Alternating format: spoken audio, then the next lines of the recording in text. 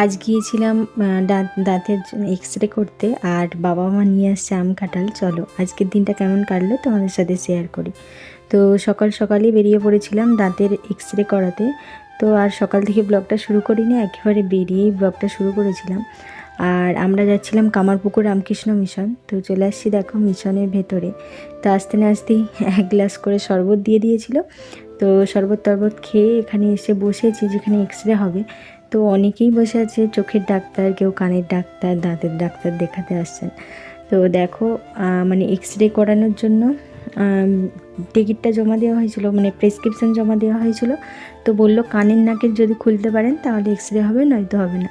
তো কানের খোলা হয়ে গিয়েছিলো, নাকেরটা যা করে খুলেছি, খুলে যে বড়মশাই ভালো করে বেঁধে রেখে দিচ্ছে। এই যে কানের নাকের খুলে নিয়েছি, আর তারপর টিকিট কাউন্টারে যেয়ে টাকা জমা দিয়ে টিকিট করে নিল।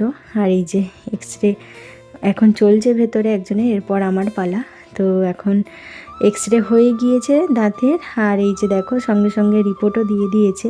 তো আমরা রিপোর্ট নিয়ে বাড়ি ফেরার পথে বড়মশাই গিয়েছিল পেট্রোল পাম্পে। তো ওখান থেকে গাড়িতে তেল ভরে নিয়ে তারপর ডাক বাংলোতে 1 গ্লাস করে লস্যি নিয়ে নিয়েছিলাম। যা গরম, আর এই লস্যি খেতে তবু একটু প্রাণটা ঠান্ডা হয়েছিল। তো তারপর ফিরে আসছিলাম বাড়িতে, আর রায়ের তো এই এক বায়না আইসক্রিম খাবে। তো দোকানে আইসক্রিম পাইনি, শেষে আমরা একেবারে পৌঁছে গিয়েছিলাম আইসক্রিম কলে। তো ওখান থেকে রায়ের জন্য আইসক্রিম নিয়ে নিয়েছিলাম। তো তারপর বাড়ি ফিরতে না ফিরতেই সে শুরু করে দিয়েছিল তার আইসক্রিম খাওয়া। আনন্দ হচ্ছে, আনন্দ। আর এই যে দেখো বাবার বাড়ি থেকে আম কাঁঠাল দিয়ে গিয়েছিলো। তো দশরে মা বাবা আসছিলো, আম কাঁঠাল নিয়ে আসছিলো। আর আষাঢ় মাসে নাকি আম কাঁঠাল দিতে হয় বাবার বাড়ি থেকে মেয়ের বাড়িতে, আমাদের এখানে এই নিয়মটা আছে।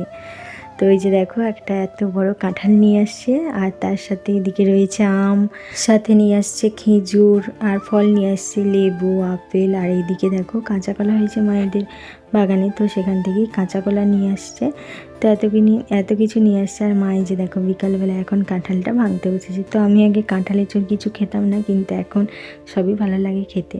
তো মা একদিকে কাঁঠালটা ভেঙে যাচ্ছে, আর আমি একদিকে খাচ্ছি, দারুণ লাগছে খেতে। কাঁঠালের কুয়াগুলো ছোট ছোট, কিন্তু খেতে খুব মিষ্টি, মানে একেবারে ঘিয়ে কাঁঠাল, মানে এক গোলা গোলা কাঁঠাল। আর আমাদের আগে তো কত কাঁঠাল গাছ ছিল, আমাদের বাড়ি থেকেই সবার বাড়িতে কাঁঠাল দেওয়া হতো। তো এবছর আর কাঁঠাল গাছগুলো সব কাটা পড়ে গিয়েছে। তো দেখো কাঁঠালটা ভাঙার পর এই যে 1 থালা কাঁঠাল হয়েছে। তো এইভাবেই কেটে গেল দিনটা। দেখা হবে পরের ব্লগে।